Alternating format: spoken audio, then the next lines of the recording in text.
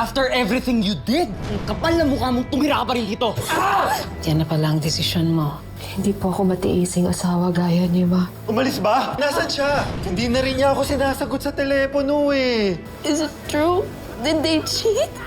Kasalanan ko po ba to? Nak, sorry ah. Hindi ko gustong maranasan mo to. Yung ganitong klase pamilya. Ganun ka ba kauhaw sa yaman namin? Sa tingin mo ba, may mahihita ka pa sa impyernong ito? Isang pirma ko lang. Tanggal ka na.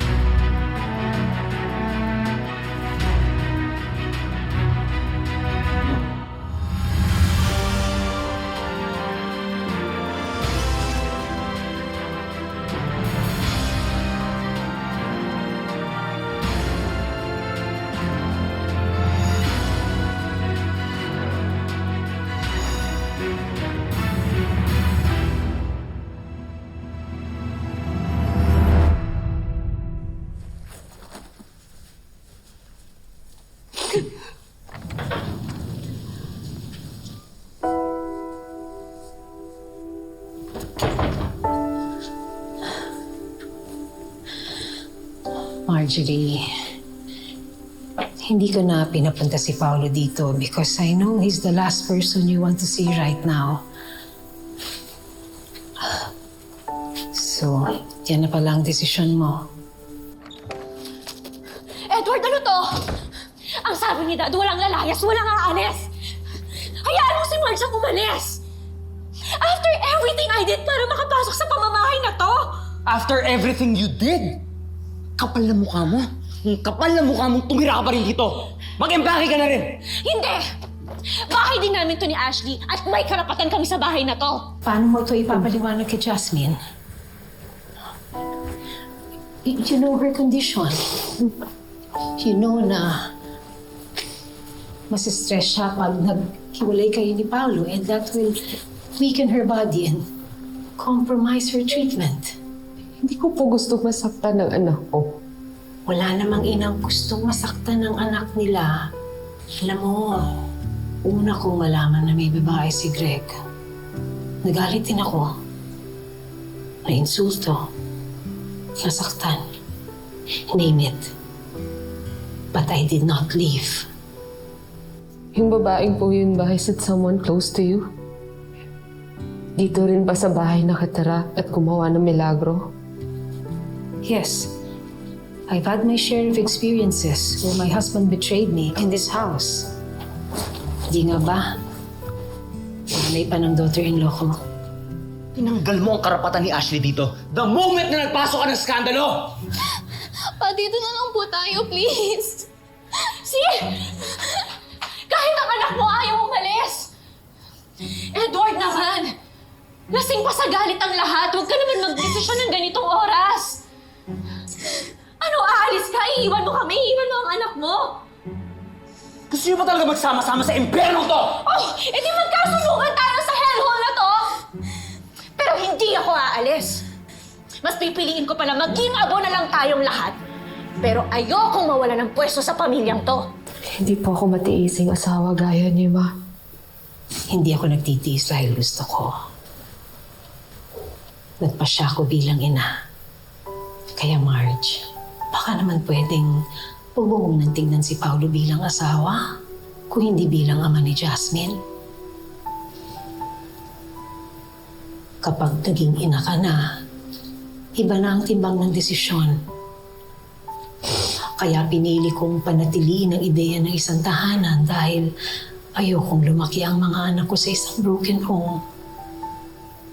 Kaya mo bang ipagkait kay Jasmine ang paniniwala niyang buo pa rin ang pamilya ninyo? Ma, ayoko magkahiwa-hiwalay po tayo. Please pa.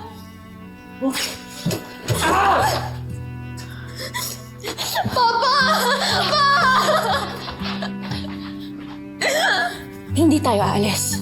Magpapalamig lang ang papa mo. Hanggat gusto mo, dito lang tayo. At hindi tayo iwan ng papa mo.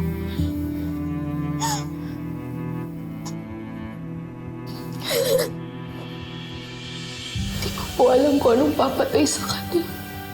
Katotohanan o pagtitira namin dito sa bahay. The truth can wait.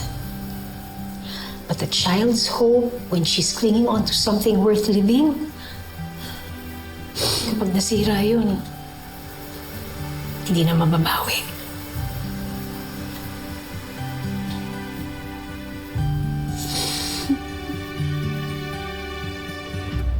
Okay ka lang po? Pagod lang ako, anak. Mamaya pag-uwi natin sa bahay. Excited na ako umuwi, Ma. Sabi nito, okay naman po yung reaction ko sa treatment. Pwede na tayo mag-bonding ulit. Family time ni na Dad, kahit simple lang. Sobrang na-miss ko na kayo, Ma. Si Dad, si Ashley, si Lolo at Lola, Tito and Tita.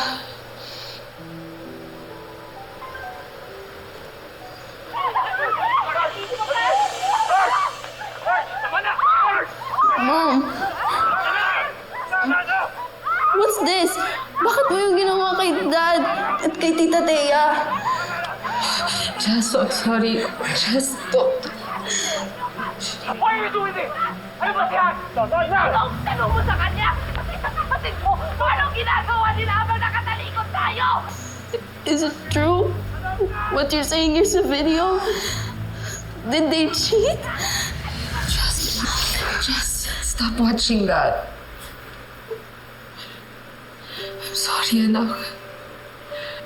I'm sorry kung nalaman mo ng ganito.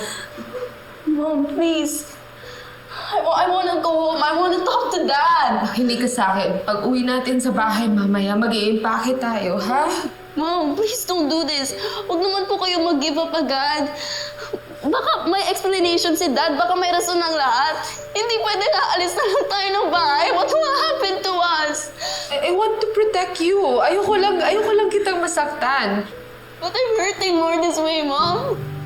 Para tayo nag-run away. Can't we just talk first?